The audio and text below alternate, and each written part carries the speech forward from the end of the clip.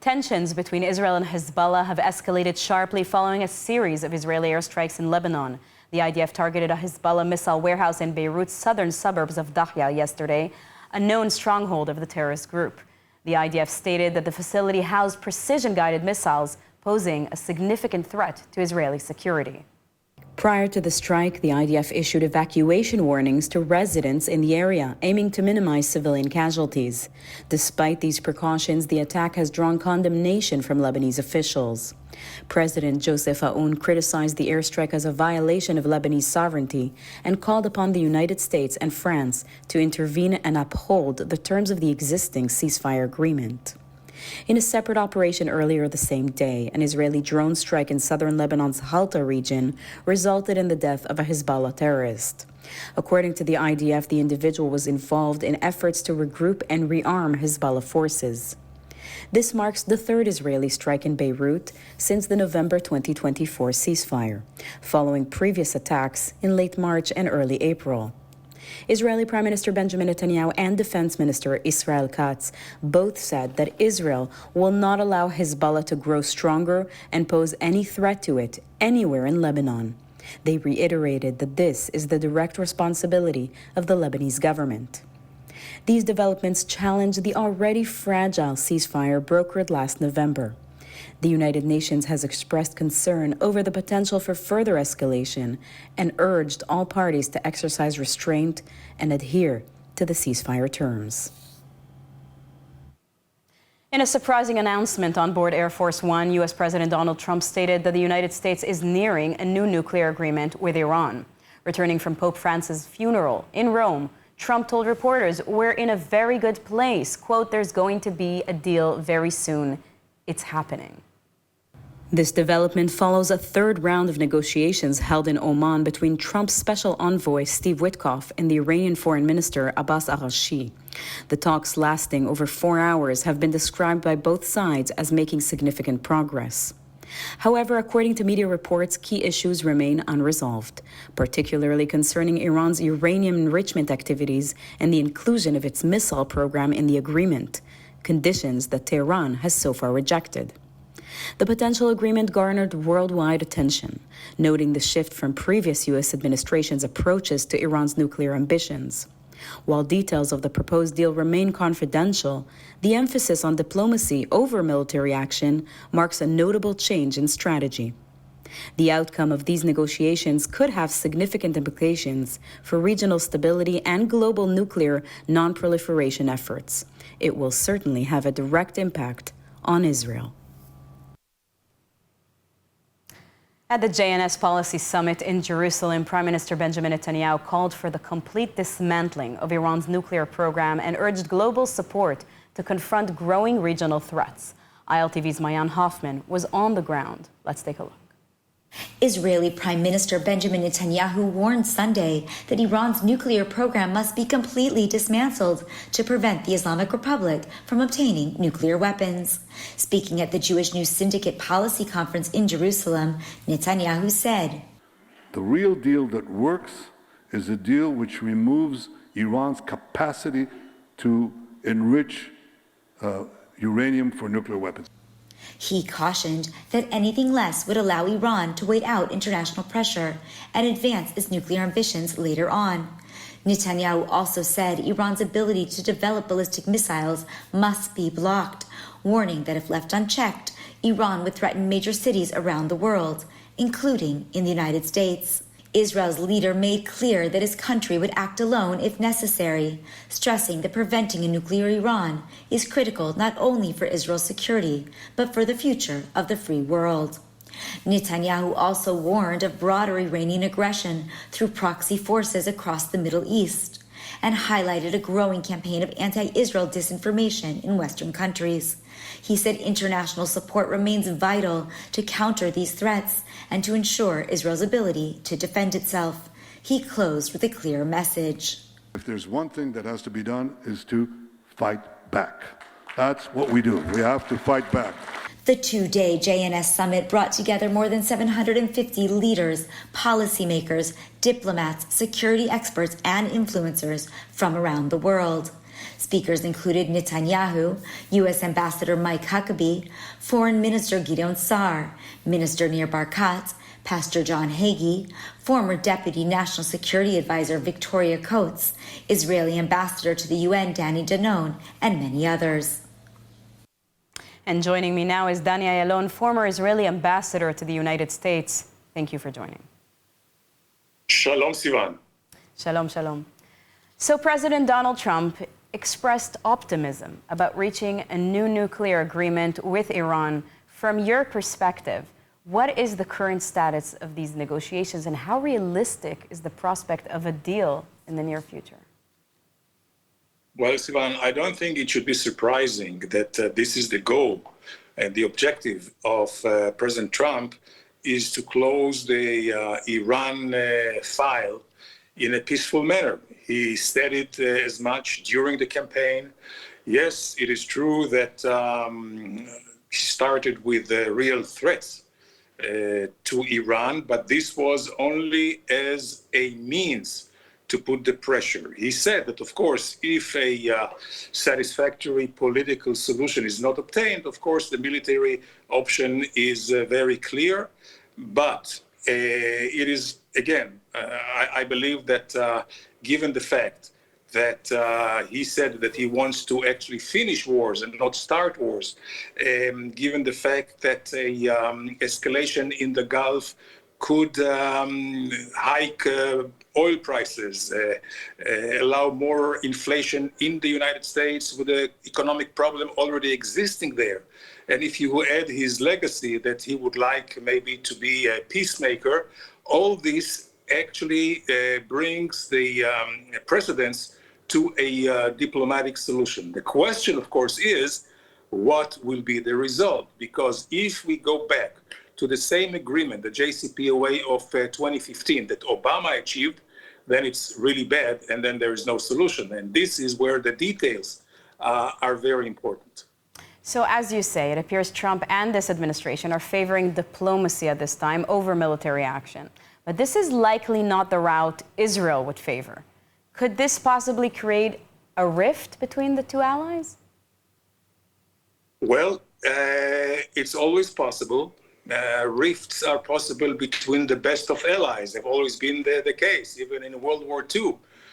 Facing the Nazi, beastly war machine, there were still rifts between the United States and the United Kingdom. Certainly that could be the case. However, what is very important to establish is Israel's independence to take care of its own security. And even if the United States will reach an agreement with Iran, which will not actually take out the capability of Iran. It's not enough just to have the, just to suspend enrichment or to enrich up to 3.67%, which is like for civilian or civil purposes. This is not enough. I think it has to be taken the capability, and that means that not only to take out all the already illegally enriched uranium up to 60% that Iran has, a few hundred kilograms, not only to ship out the centrifuges, not just the last time where they just boxed them in some cellar. They have to go out. Not only that, the monitoring should be much more forceful than before. And lastly, it should include the missiles, the capability for them to launch intercontinental ballistic missiles, because the only way which makes sense to develop ballistic missiles is when you put on top of them a warhead which is nuclear. So if military action will be off the table, how is Israel likely to respond, in your opinion, seeing as Iran acquiring nuclear weapons poses an existential threat to this country? So I think this should be clear to everyone, including to our best friends in the United States, that if we feel that we are being threatened existentially, we will take all measures. Of course, we would love, and it's very important, we'll be more effective if we do it together with the coalition. What we have to remember, Sivan, that Iran is not just an existential threat to Israel. It's an existential threat to the entire Middle East region, whether it's to the Saudi Arabian, to Egypt, to Oman, to everybody. And more than that, if they continue with their ballistic missiles, which can reach already the shores of Europe, and on their drawing board, they are trying to build ballistic missiles that could reach the United States, everybody here is at risk. And I don't think Israel should be the one solving the problem for the entire world. But if we have to, we will do it. Again, I think the best way to do it, if we need to, is within a coalition, American-led, of course. If not, if we have to go alone, this is what we will do. So Netanyahu is of the opinion that a bad deal is worse than no deal. You agree? Well, again, it all depends in the details. Just to talk slogans, I don't think this is the right time, and I don't think it's beneficial or contributing to anything. I think everything has to be, any agreement should be checked in really very fine tooth comb. I think it's very important for Israel to be very well coordinated with the United States so we know exactly what's going on. I think it's very important for the United States. Unlike Obama, I think it's very important that the Trump administration will consult with Israel at every corner or turn of the negotiations. This may assure a good deal. And if there isn't a good deal, then of course, I think everything is open. Now, Iranian officials accused Israel of orchestrating the recent explosion at their port. Considering the timing amidst the ongoing nuclear negotiations, what could be the implications, do you think, and is it possible that Israel was involved? Well, it's interesting. The timing is very interesting because the explosion in Iran, in the port, Abbas al-Bandar, took place during a very sensitive time of negotiations just across the straits in Oman. You could really hear from Oman, the negotiators that negotiated in Oman could really hear the explosions that in Iran. Now, I think the issue here is not if it was done on purpose or whether it was an accident. The issue here is that whatever was in there was illegally brought to Iran, because what we were talking, and now it's no secret, that what exploded was special fuel for ballistic missiles. Daniel Alon, thank you very much for this important input. The notion that giving land to the Palestinians will result in peace must end. In the aftermath of October 7th, the dangers of creating a Palestinian state in Israel's heartland have become even more evident. Israel 365 Action, which is running in the election for the World Zionist Congress, calls for a one-state solution governed by Israel. They call for a Jewish state that fights discrimination against Jewish communities in Judea and Samaria by strengthening and expanding these communities. Zionist values need to be reinforced. Connections between Jews and Christians need to be solidified, and refusal of a Palestinian state should be a top priority. Be the change you want to see in the region. Vote for Israel 365 Action now by scanning the QR code on your screen. The United States have intensified its military campaign against Houthi rebels in Yemen, conducting over 800 airstrikes in the past 6 weeks. The operation, initiated on March 15th, aims to dismantle the Houthis' military infrastructure, which has been used to launch attacks on Red Sea shipping lanes. According to U.S. Central Command, or CENTCOM, the strikes have targeted command and control centers, air defense systems, weapons manufacturing sites, and storage facilities. The campaign has reportedly resulted in the deaths of hundreds of Houthi fighters, including senior officials. The U.S. military, however, announced it will withhold specific details about its strikes to maintain operational security. Despite the ongoing threat posed by Houthi missile and drone attacks towards Israeli territory, Israel has refrained from launching its own strikes in Yemen for the past 3 months. Israeli officials attribute this restraint to the effectiveness of the U.S. campaign. Over the weekend, Houthi forces launched ballistic missiles toward Israel, with sirens sounding in several communities across the Arava and southern Dead Sea regions. All missiles were intercepted outside Israeli territory, and no casualties were reported. And though the threat does exist and missile launches are disruptive to the Israeli public as they run to seek shelter every time, ultimately, most Houthi launches are intercepted or fail to reach their targets.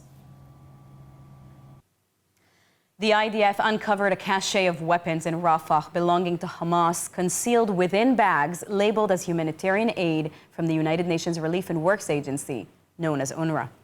This cache was located approximately 80 meters from a building that previously served as a school and about 100 meters from a building that was used as a hospital. In addition to this find, the IDF reports that its troops dismantled dozens of Hamas terror sites, eliminated multiple terrorists, and neutralized several booby-trapped houses in the area.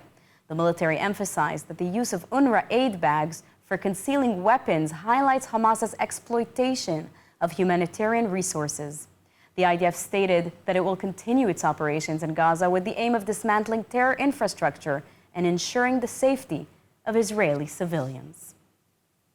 And now, today, we're joined by a guest whose perspective bridges multiple worlds. Gadi Isra is Israel's former director of the National Public Diplomacy Unit, a lawyer specializing in international law and the laws of warfare, an IDF combat reservist, and author of the acclaimed book, 11 Days in Gaza. Recently, Gadi completed an extensive speaking tour across the United States with Jewish National Fund USA, engaging with different Jewish communities during this critical time in Israel diaspora relations. Thank you, Gadi, for joining us. Thank you. It's a pleasure being here, Sivan. So your speaking tour with the Jewish National Fund USA took you across America during a complex time, particularly challenging time. What were the most common concerns or questions that you encountered from American Jewish communities? So, of course, the concerns regarded the here and now, on the one hand, the hostages, where is the war going, the situation on the ground, both inside Gaza with IDF troops there, and also in the Otef and in the Israeli north. But also, there were many concerns and questions and inquiries regarding the future, about the long-term perspective, Sivan, on where we're heading as a nation. What is the story we want to tell ourselves and our grandkids in 50 and 100 years from now? And I was trying to gap, those bridges as a combat soldier, completing almost 300 days of reserve duty as a combat soldier. Wow. As a lawyer, but first and foremost as an Israeli. Now, how would you characterize the current relationship between American Jewry and Israel, especially compared to previous years? Right, so because you've exposed I'm a lawyer, I'm going to answer like a lawyer, and I'll say it depends. So this relationship on the one hand is complicated because, for many, many years, especially among the younger generations in North America, there was a sense of I would describe as a less of belonging to the larger Zionist project, okay? And following October 7th, we saw a lot of people feeling like the attack, the massacre, didn't just occur in Otef Israel, but also it was an attack, it was an assault on them, on their safe haven, on their neshama.